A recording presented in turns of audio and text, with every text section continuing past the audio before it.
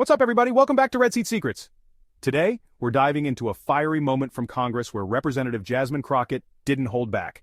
She tore into the FBI director, calling out incompetence, hypocrisy, and straight-up failures under Trump's appointments.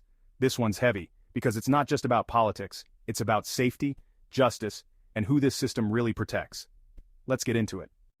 So here's the deal. Representative Jasmine Crockett went straight for the jugular. She started by pointing out something no one else wanted to say out loud, that this FBI director is the least qualified in history. Think about that. Never even served in the FBI. I definitely take issue with a number of decisions that Donald Trump makes, especially when it comes to the people that he decides to appoint to very important positions, including this one, because I did have to make sure that I wasn't going crazy. But when I say that you are the least qualified FBI director in the history of the FBI, that is real, because you are the only one that never even served with the FBI prior to joining, yet we are supposed to believe that That's you are false. the greatest thing since sliced bread. I didn't ask you a question. Now, what I want to go through is to talk about why you are a failure and why, honestly, we just need to tell you bye-bye. I know that you got a little upset and you put on your show for your boss because it seems like you're trying to save your job when it came to talking to Senator Booker yesterday. But let's go through some of your failures. So before you were even confirmed, and I think one of my colleague from Georgia, pointed out that you are already targeting career officials so that you could direct illegal firings. Mind you, these cases that you were so upset about, which are the ones tied to Trump, the cases came through his handpicked FBI director. And frankly, when people sit around and say things like, oh, you know, we're happy because now we feel safe, I don't know who feels safe in this country except for the white supremacist. Now, this part hit home.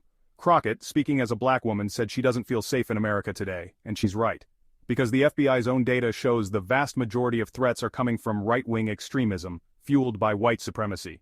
We're talking children killed, churches attacked, HBCUs targeted, and yet, silence from the FBI. No urgency, no accountability, just a show being put on for Trump. Before we go further, make sure you hit that subscribe button and turn on the notification bell so you never miss the truth we uncover here on Red Seat Secrets. Because I specifically, as a black woman, definitely don't feel safe. And frankly, my colleagues have been real nice to you today, and I applaud them, but I don't have the same demeanor. Because I know that multiple colleagues on this side of the aisle have faced death threats. In fact, somebody tried to kill one of my colleagues, and frankly, I don't know if this FBI or under your leadership, if those people would have been caught.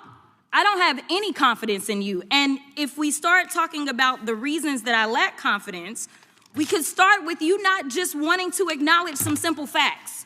Simple facts like the vast majority of the threats are coming from right-wing extremism. And I know my colleagues have tried to stress this, but I decided that I would maybe do it in a different way. Number one, I have a couple of UCs. Kim Buck, one of multiple Republicans receiving death threats for voting against Jim Jordan as House Speaker. Without objection. Another one, Republican lawmaker says she received death threats after voting against Jim Jordan in Speaker's race. Without objection.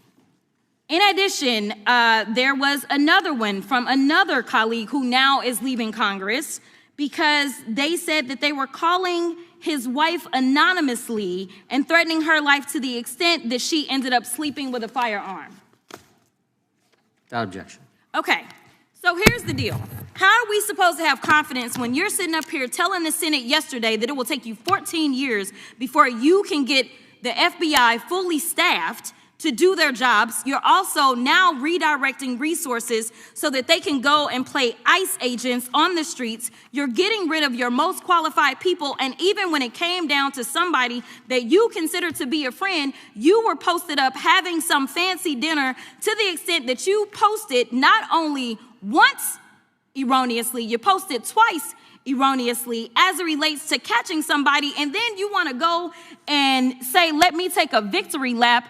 Because honestly, if it wasn't for parents deciding that they were going to turn in their child, it seems like y'all wouldn't have got there. even though he literally confessed online. So I'm confused about what it is that the FBI is doing except for trying to put on a show for the apprentice or whatever you want to call him. The day after all of this took place, there was domestic terrorism that was taking place at HBCUs. They were targeted. Yet I didn't hear anything from the FBI about what was going on. And again, black people kept saying, how did we end up in this? Because the numbers are so very clear that white supremacy is a problem. And honestly, I've not heard anything out of you today that makes me believe that you're going to do anything about the white supremacy problem, the one that is leading to children being killed, children being shot.